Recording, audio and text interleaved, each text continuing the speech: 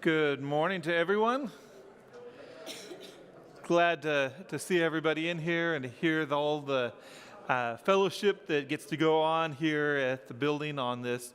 We're just finishing up a cold week. It's still a little bit cold outside, but it's warm in here. And so we're going to get to study this morning we're continuing our study on the book of Genesis, and we're studying it through the eyes of the New Testament. So we're actually studying the New Testament, and we're using like those glasses up there, the book of Genesis to help bring the New Testament into focus. What were some of those lessons that the New Testament authors and the Holy Spirit wanted us to hear from that you can understand better if you understand that first book of the Bible, the book of Genesis. So welcome to everyone that's come into us, whether you're joining online, whether you are a visitor here this morning with us, or whether you're a member wanting to deepen your study. Glad to have everyone here this morning. So, have you ever gone to an art museum, especially with a group of kids? Personally, when I go through, my wife can say this, I like to look at the exhibits. I'll skip over some that I don't find as interesting, but whenever I find something interesting, I'll stay there and I'll read the entire description of it as to what goes on. She likes to do the same thing. She likes to know a little bit more of the history of what's going on with that. Reading those background details. What did the curator of that museum have in place as we peruse through the exhibits to understand what was going on in the mind of the artist or of the curator, what their understanding was. Some I just glance and move on; they don't interest me as much. But when young kids attend a museum of art, their goal is to find entertainment in the museum. What's the hands-on exhibit that I can go and touch? What can I go to? But some don't just stand and look at and read that. They'll stand in front of a single painting for an entire day. They examine every little detail. The art connoisseur will meditate on the painting and visit the fine art museum multiple times until they see all that there is to see with that painting. They visit because they see something different in that painting. This is like the story of Jesus. There is so much to examine in his life. The four Gospels, John says that at the end of his, that if everything that happened to Jesus were written down, the whole world couldn't contain it. His miracles, his teachings. And that's just in his 33 years to write those down. But when we look at the masterpiece of the story of Jesus, it deserves to be examined from every angle. And this is how Luke comes into this. He tells us, he gives this own unique twist to the story of Jesus. Now, he's specifically telling this story to a person that he identifies in Luke chapter 1 as most excellent Theophilus. He is writing the book of the gospel, the good news of Jesus Christ, as his first letter. And then he comes back later on and writes and says, in my first book, but he's writing a second letter now to him to tell him of the Acts of the Apostles. So, but by telling him his story from his perspective and research, including multiple eyewitnesses, Luke shows us that the message of Jesus is four things.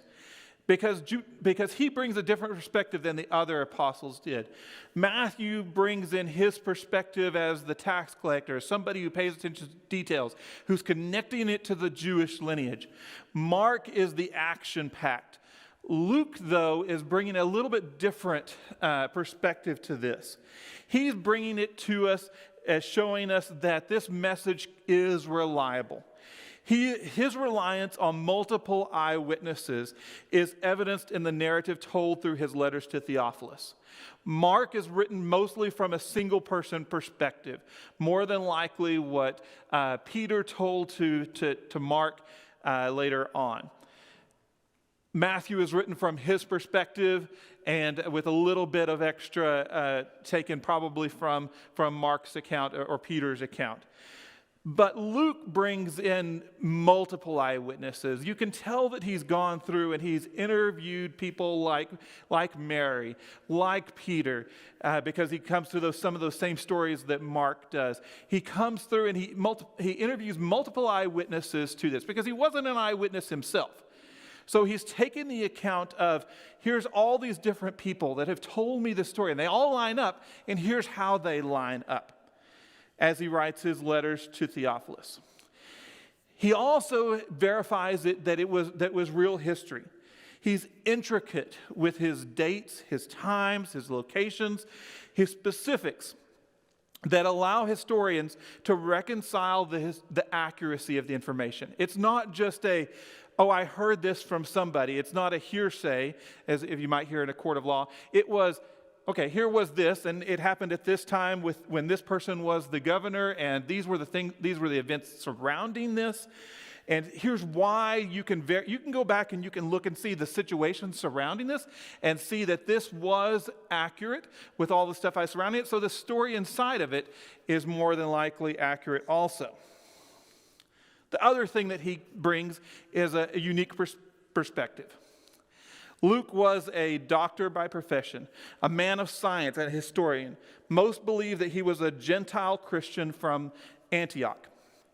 His Gentile background and how he learned about Jesus and how the history of Israel impacted the narrative of the gospel. He had to learn it himself. He had to learn this history of this. He didn't grow up hearing the story of Abraham, Isaac, and Jacob and the prophets. He heard about them when the Christians started reaching out into this and started spreading the good news of Jesus Christ. And he wants to tell others also. He is precise. His highly educated narrative demonstrates the type of writing that we would see in a quality investigative reporter. He brings in some certain details that doctors to this day could tell things about. Well, this is especially when he describes Jesus' miraculous healings. They say, oh, that was the symptoms that they were seeing. Oh, it was really that disease that Jesus was healing. Like the story when Jesus has to heal the guy from blindness twice. Well, some doctors have said, well, he was actually curing two different diseases. He cured one disease, and then he had another disease once he could see that was actually a mind disease and a brain disease, and so he cured that the second time because he was seeing objects seeing men as trees walking around. Well, he cures that. So he gives those specific things. He gives specific details to the crucifixion that are unfound and that they're not found in the other Gospels because he understands here's what was going on. And he gives us those things and that unique perspective. He begins this narrative by first introducing his audience to Theophilus in each of his letters. He calls him in Luke chapter 1, verse 3, most excellent Theophilus, implying that he was probably a political leader. That's a title that most excellent would refer to those that are political leaders at the time. He tells the story from one Gentile himself to another, and gives the story of how the past influences the present. When one thinks of the Old Testament and Luke and Acts, the book of Genesis isn't probably one that probably springs to your mind the most. You probably would think more of Matthew and the way he ties it back to the Old Testament history. Or you might think of John and the way he starts his letter with talking about in the beginning. But in fact, there's only two quotations found in all of what is almost a quarter of the New Testament. It's found once in Acts chapter 3, verse 25, at the end of Peter's speech, one little mention of Abraham, and in the beginning parts of Stephen's speech in Acts chapter 7. But these are references to the promises made to Abraham. But it is exactly those promises, those references to Abraham, and the numerous allusions to the father of the Jewish faith that helped make Abraham one of the central figures of this two-part narrative. There are also several mentions of God as the creator of the world, a genealogy that follows all the way back to Genesis 1. There's Noah and the flood discussed. There's a summary of Israel's early history in Acts chapter 7. All of this together suggests that Genesis was indeed a significant dialogue partner for Luke. So let's look at this in a few different ways. First, let's talk about why was Genesis so important to Luke. Genesis sets the scene for the opening chapter of the gospel. In Luke chapter 1, verse 55, it reads, "To Abraham and his descendants forever, just as he promised our ancestors." And then again in Luke chapter 1, verses 72 through 73, it talks about to show mercy to our ancestors and to remember his holy covenant, the oath he swore to our father Abraham. These references back to Abraham here at the very beginning of this gospel establish expectations that reverberate through the rest of the narrative. Every time that the name of Abraham is mentioned, the recurring question for the Gospel of Luke and the book of Acts is, who are the descendants of Abraham? And why will they be blessed? Who is the God that makes and fills such promises? And how will God bring about this blessing? These questions form threads throughout the narrative of Luke and Acts, and they receive instructive answers. Then allusions rely mainly on recognition of the well-known person or event from Genesis, and are therefore less reliant on the form of the text. So it's not going to be I'm going to quote this passage and show it to you like Matthew did. It's going to be, I'm going to refer to Noah and assume that you've heard about him. And then if you want to read more, go back and read Genesis chapter 6 through 9 so that you can find out more about this. The second important part of this is that the book of Genesis is a part of the scriptures. He acknowledges the authority of Genesis as a specific part of scriptures. We were talking last week that it wasn't a story. And it demonstrates that Genesis was not treated as a story by the early church. It was treated as a true narrative. It was a part of the law of Moses. In Luke chapter 24, verse 44, he says, he said to them, "This is what I told you while I was still with you." This is Jesus talking. "Everything must be fulfilled that is written about me in the law of Moses, the prophets, and the Psalms." He considered that these first 5 books of the Bible were considered the Torah, or the law of Moses, the Pentateuch, depending on what you're referring to here. But they are the scriptures. They are what every Jew would hold as, this is what is important. This is where we're coming from. This is the foundations of our faith. And for the early church, that's also true. This is the foundations of their faith.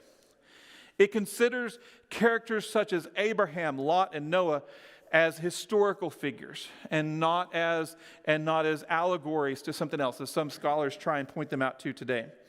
They were considered as actual historical accounts of the events. The story of the flood, for example, in Luke chapter 17, verses 26 through 27 says, "Just as it was in the days of Noah, so it will also be in the days of the Son of Man. People were eating, drinking, marrying, and being given in marriage up to the day that Noah entered the ark. Then the flood came and destroyed them all."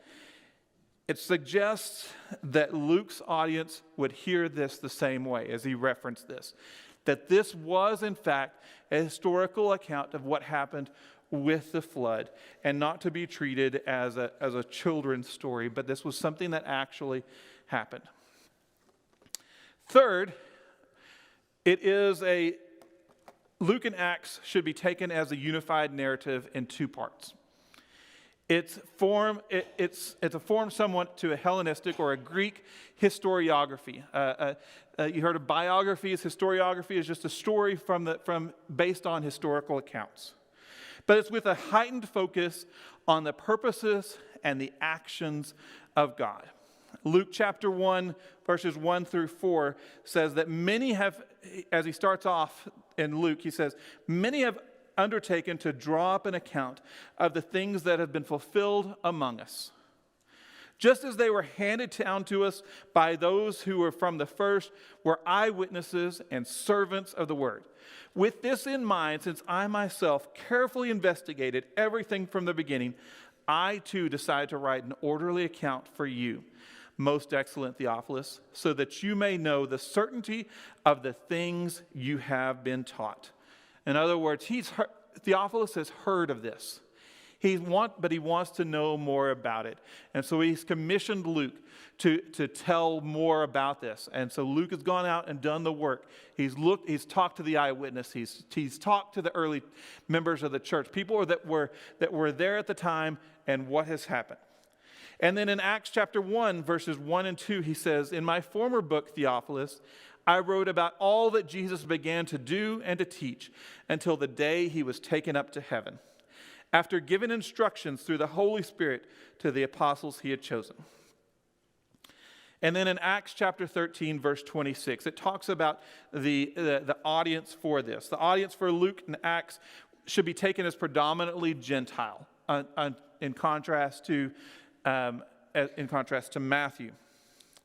But they usually have some sort of previous association. In other words, it's not going to go into the specific scripture for them. It's going to reference them, because they probably won't have copies of the Old Testament sitting there with them, copies of the Torah in this. They will have heard of the stories, but they probably won't have access to them, especially in a Gentile church across Europe and Asia Minor, unless they are a member of a Jewish synagogue. But he says in Acts chapter 13, verse 26, he says, fellow children of Abraham and you God-fearing Gentiles, it is to us that the message of salvation has been sent. So we're going to talk a few things, now that we've gotten some of that groundwork laid. What are some of those important messages that go throughout the book of Luke? And how does it take from Genesis, and what are the questions that answer? Remember, the theme was who are the blessing, the people that Abraham was going to bless. God established a covenant relationship with Abraham, beginning in promises in chapter 12 of Genesis. He established covenant in Genesis chapter 17, reaffirmed it later on with an oath, and he comes and he gives us this, but he says, well, who was going to actually be the beneficiaries of this? So let's take a look at those origins. Where does this all start? The scriptures have their beginning point in the book of Genesis. We've already talked about that. This was the foundational text for the Jewish faith. It tells of the story of Abraham, Isaac, and Jacob, and going even before that, from the beginning of the world up to Abraham. In the opening chapters of the gospel, Luke chooses to present the origins of Jesus in terms that take the hearer back to Genesis. Luke does this with numerous echoes of the Abraham story. There are no quotations from Genesis, but we hear of an elderly childless couple, Zechariah and Elizabeth, the impossible promise of God, a repeated promise of blessing that's coming to the people, and the covenant with Abraham. We are caught up in that echo story of the story of Abraham. These opening chapters are about the origins of Jesus, and it given that the extensive space that they take up in the narrative, first couple of chapters are each many dozens of verses long, and take up a significant portion of this narrative. This was an important topic for Luke. One can likewise infer that it was an important topic for Luke's audience, in whose culture a new religion, Christianity being that new religion, was likely to be viewed with suspicion. Hence, Luke is careful to show that far from being a recent arrival on the scene, Christianity has ancient roots in Jerusalem. These roots include the figure of Abraham, who is traditionally viewed as the founder or father of the Jewish people. The connection with Abraham is made into explicit references in the opening chapter. Mary's song, known as we call it the Magnificat, ends with this statement in verse 54 and 55. He has helped his servant Israel, remembering to be merciful to Abraham and his descendants forever, just as he promised our ancestors.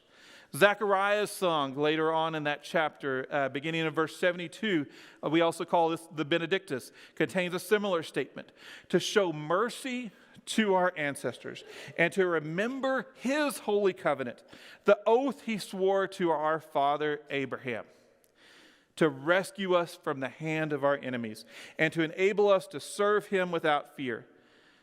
Neither of these quotes are exact. Neither of these statements are an exact quote from a text earlier, but they contain phrases reminiscent of other texts from Micah, from Isaiah, Psalms, and Exodus.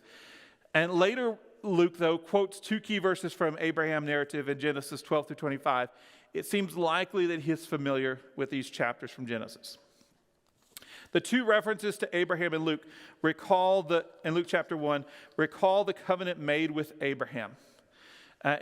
In Genesis chapter 17, 1 through 14, it talks about that how Abraham, in verse 3, he says, Abraham fell face down, and God said to him, "As for me, this is my covenant with you. You will be the father of many nations. No longer will you be called Abram. Your name will be Abraham, for I have made you the father of many nations. I will make you very fruitful. I will make nations of you, and kings will come from you. I will establish my covenant as an everlasting covenant between me and you and your descendants and after you for the generations to come, to be your God and the God of your descendants after you. The whole land of Canaan, where you now reside as a foreigner, I will give as an everlasting possession to you and to your descendants after you. I will be their God." And then in Genesis chapter 22, he comes in verse 16, he says, and he said, "I swear by myself, declares the Lord, that because you have done this and not withheld your son, your only son, I will surely bless you and make your descendants as numerous as the stars in the sky and as the sand of the seashore. Your descendants will take possession of the cities of their enemies." The blessings here focus on three parts. They focus on, first, they focus on the descendants, that he is going to be a father of many nations. They focus on the fact of the land. And then they focus on the fact that he was going to become a blessing to all people. And those who bless him will be blessed, and those who curse him will be cursed. Luke takes from that those first two promises have been fulfilled. He's the father of many nations. They've got the land. They're living in the land at the time. It was taken away from them when they went into exile, and it was given back to them when they came back. And now, in a few years, it was going to be taken away from them again because of their lack of faithfulness in AD 70 when Rome comes and wipes out the city. But these promises were fulfilled in that last one, that he was going to be a blessing to all nations. It wasn't just about that one-time promise of land. It was about the promise that they were going to be a blessing to all nations, and that blessing to all nations was fulfilled in Jesus. They remind the hearer of these promises. But they also remind of God's long history with the people of Israel. The vocabulary used, the words of remembering, mercy, covenant, oath, servant, Israel, seed, fathers, suggest that God is acting once again to bless the descendants of Abraham in view of this special covenant relationship between God and Abraham.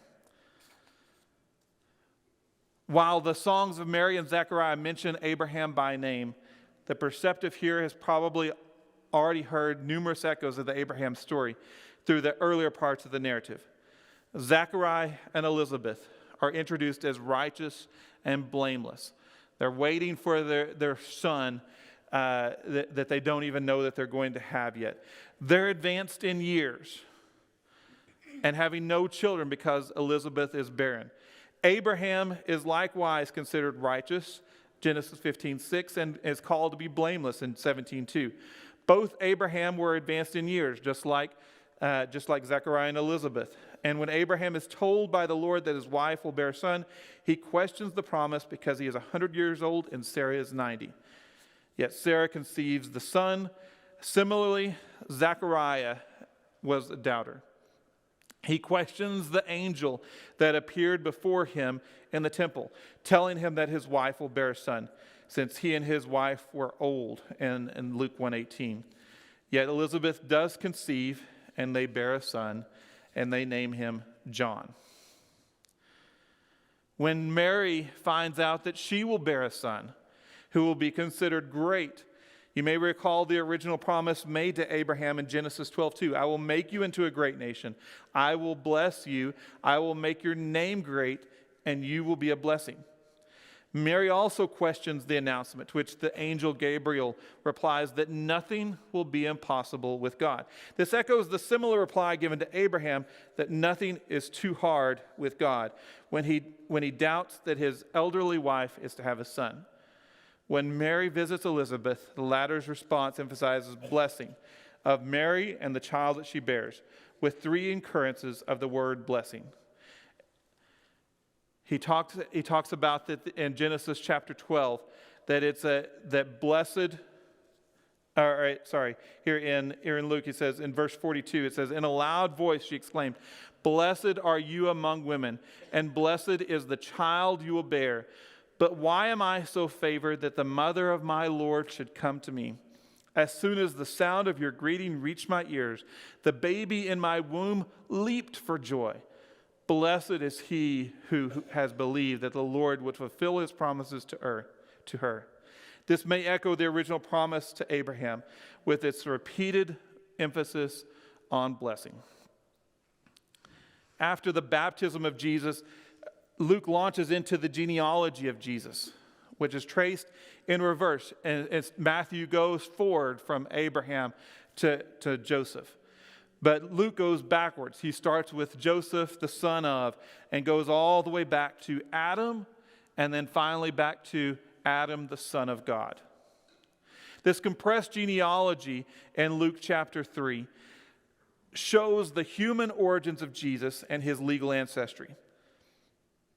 But Luke's genealogy is not just is simply an extended list from Joseph back to Adam. While one can trace Jesus' lineage back to David and the patriarchs of Israel, Abraham, Isaac, and Jacob, Luke continues the line further back from Abraham to Noah, and then all the way back to Adam, son of God. In this way, Jesus can be seen to represent all of humanity rather than just the descendants of Abraham.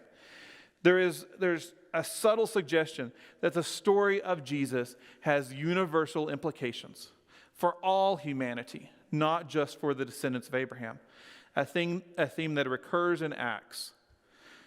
In chapter 17 of Acts, verses 26 through 29, it says, from one man he made all the nations, that they should inhabit the whole earth, and he marked out their appointed times in history and the boundaries of their lands.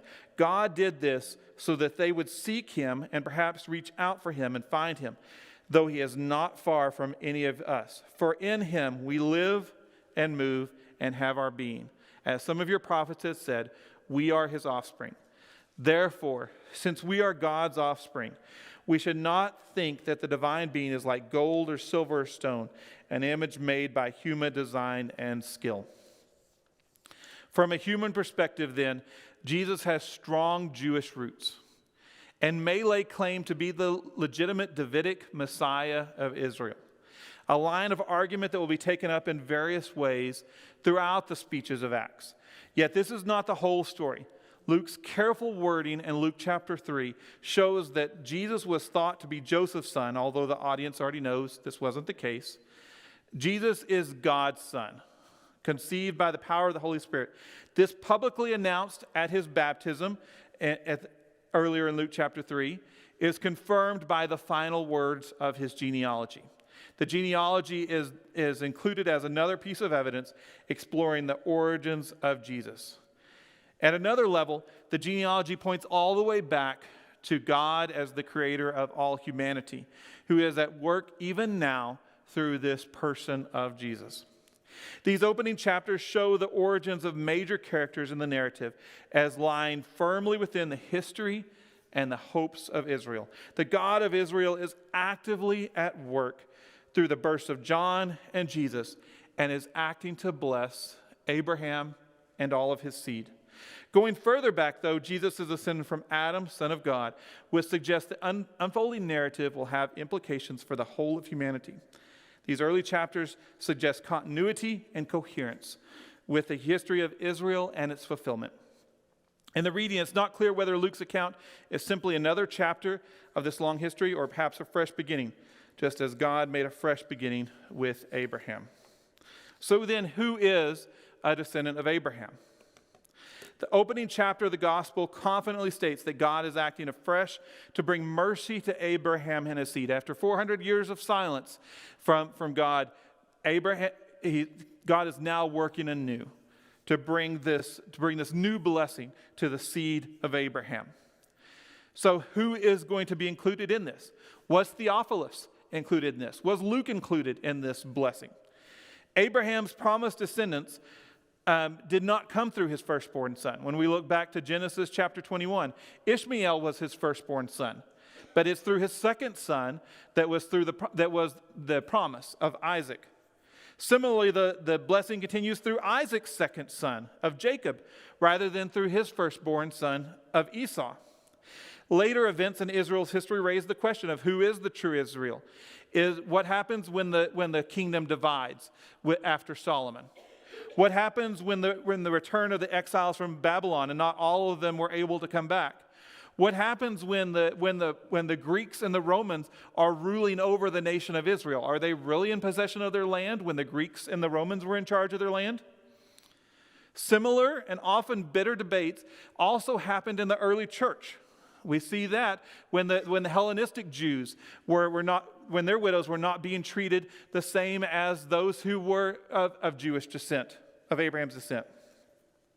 Debate continued as they both claimed to be legitimate descendants of Abraham.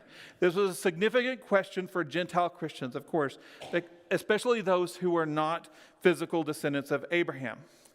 In Luke's narrative, it is John the Baptist who actually brings this first to the forefront. John urges the crowds coming to him not to say, "We have Abraham as our father." He says this in Luke chapter 3, verse 8. The preaching of John suggests that a common understanding was that physical descent was sufficient to guarantee blessing from God. But Abraham was called to walk blamelessly before the Lord. And it's after that he receives the final promise of blessing, only after he passes that severe test of obedience in Genesis chapter 22. John's call to repentance and righteous living in Luke chapter 3 may therefore be seen as a reworking of a frequent message that ritualistic practice and genetic heritage is not enough to secure God's blessing unless it's accompanied by righteous living. It's not enough to say that my parents are Christians. It's not enough to say that because of their faith, I'm going to be saved. And that's what the Jews were relying on. They were relying on their own traditions that their parents taught them and the heritage that they've got passed down from all time. He says that that's not what it's about. He says, John teaches them in chapter 3, verse 8, he says, "Produce fruit in keeping with repentance, and do not say to yourselves, 'We have Abraham as our father.' For if I tell you that these stones can raise up children, that out of these stones God can raise up children for Abraham." The second part of this allusion to Abraham is that God could have raised up stones. There was even a point in time in the desert when Moses was there that he wanted to just start over. "Can I just start off with you, Moses?" And Moses says, "No, you got to remember your promise." And God doesn't forget his promise. But it's a reminder that it's not about all of that genetic heritage. It's about what are you doing in this life? How are you living up to the pattern that I've set for you?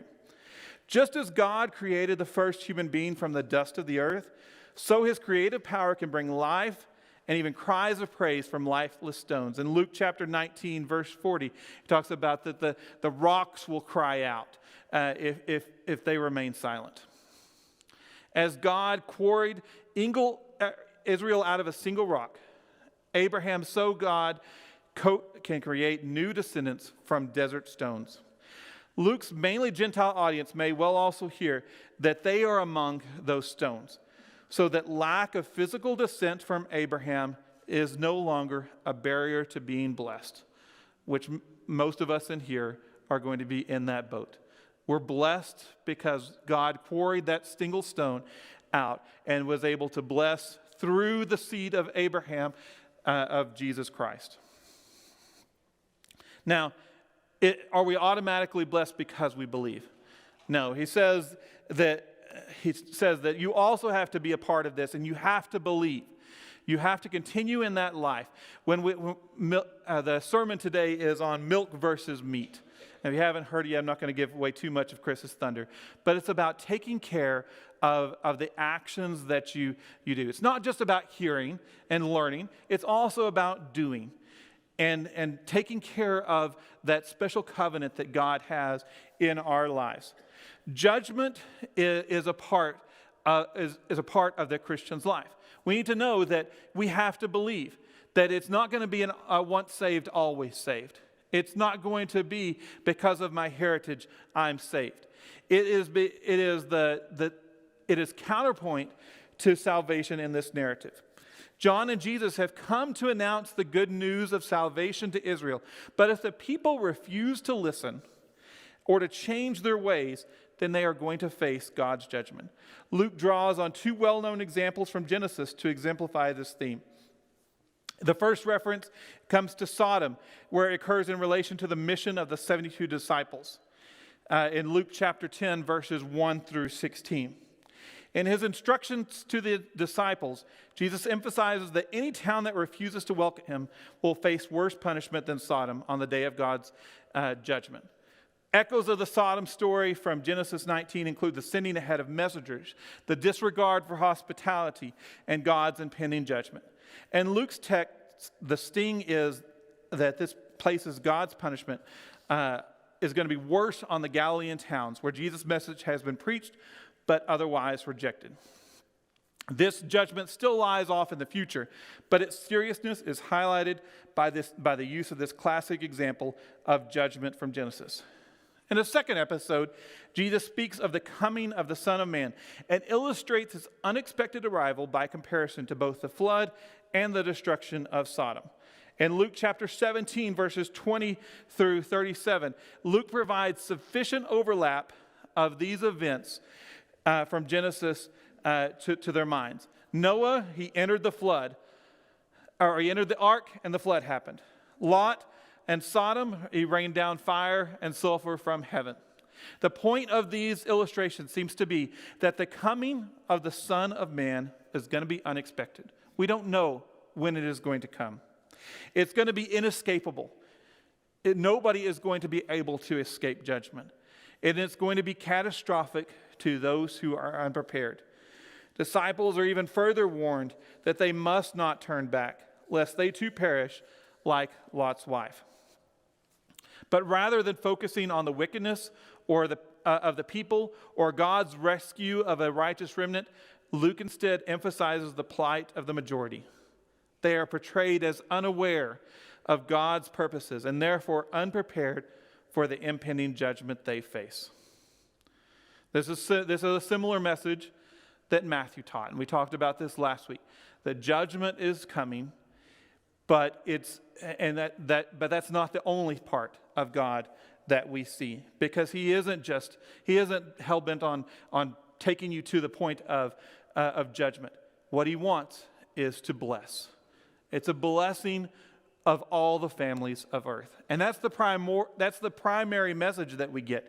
It's not trying to scare you out of hell. It's trying to bless you into heaven. And how can you be blessed into heaven and with all the relationships that you have around you? He tells us that the promise of the blessings is to all families of earth. In Acts chapter 3, verse 25, Peter in his speech tells that the blessing is to all families of the earth through the seed of Abraham. He goes and he tells the promise of the blessing through Abraham is the last element or strand that is made to Abraham in Genesis chapter 12. And it's repeated several more times with slight variation. But that quotation in Genesis chapter 15 is that those who model themselves after Abraham's faith and obedience are going to be the one that are truly blessed. In Acts chapter 7, Stephen begins a speech to those who are coming to judge him. They want to hear more, but he condemns them. And he walks them through the history of Genesis and the history of Exodus. These are Jews. They would have known this history, but this is as much to Theophilus as it was to these Jews. And Stephen is telling them as he's coming to this story, he's saying, you did this over and over again. You rejected the message that was brought to you. You had the message. You had the message in Abraham. You had the message with Moses. You had the message with the prophets. And you continue to reject this. Are you going to be a part of that same story of rejection? Or are you going to come to Jesus? And they end up rejecting. And they turn and they stone Stephen. For time's sake, I'm not going to be able to go through all of that. As we go through this story. But the final one is that he ties this back to the beginning. That God is the creator of all things. That these passages in Acts identify and characterize God as the sovereign creator. You want to know what's the best argument for Christians who say that we evolved? It's that Luke comes out specifically and says that this was creator God. Paul comes out and directly says that we have a creator God. In Acts chapter 4, verse 24, in Acts 14, 15 through 17, and then in Acts chapter 17, they all allude back to the creation accounts in Genesis 1 and 2.